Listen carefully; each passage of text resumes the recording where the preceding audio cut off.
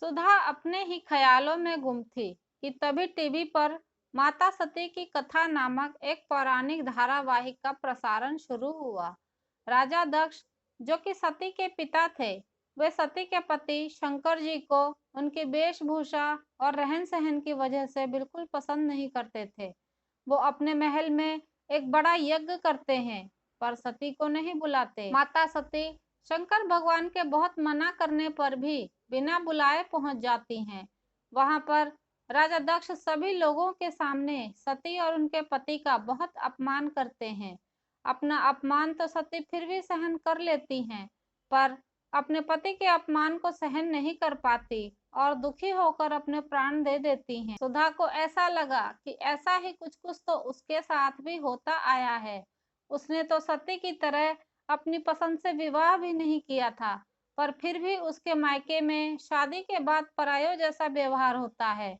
उसके माता-पिता को भी लगता था कि सुधा को कुछ लेते देते हैं तो उसके दोनों भैया और भाभी को बुरा लगता है। कई बार सुधा को कुछ बुरा भी लगता, वो अपने माता-पिता से कहना भी चाहती, पर माता-पिता अपनी बढ़ती उम्र की मजबूरी दिखाकर उसको चुप करा देते।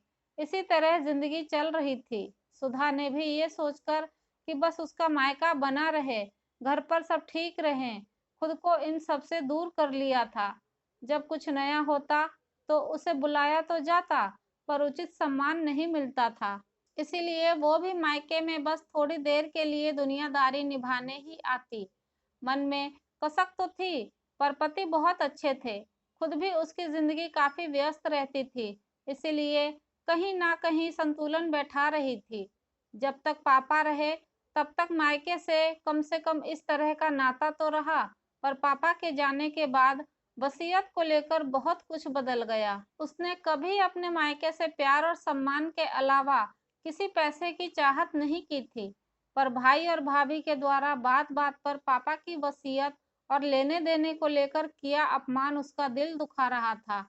बड़े भैया, जो कि उम्र में उससे काफी बड़े थे, वसीयत को लेकर इस कदर स्वार्थी हो गए थे कि उसके ही घर में बैठकर उसके साथ-साथ उसके पति को भी भला-बुरा कह रहे थे।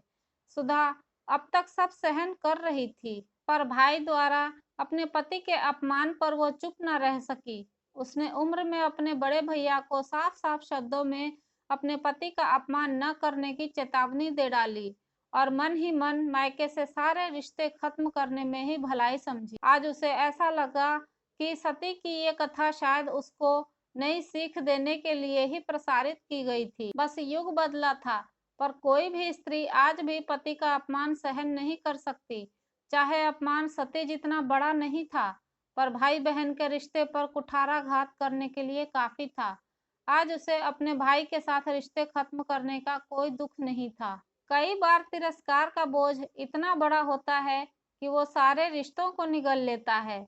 अगर रिश्तों में अपनापन बनाए रखना है तो एक दूसरे को पूरा सम्मान देना होगा। कहानी के बारे में आपकी क्या राय है, कमेंट करके ज़रूर बताएं। वीडियो पसंद आई है तो लाइक और शेयर करना ना भूलें। चैनल पर नए हैं तो सब्सक्राइब ज़रूर कर लें। कहानी सुनने के लिए आपका बहुत बहुत शुक्रिया।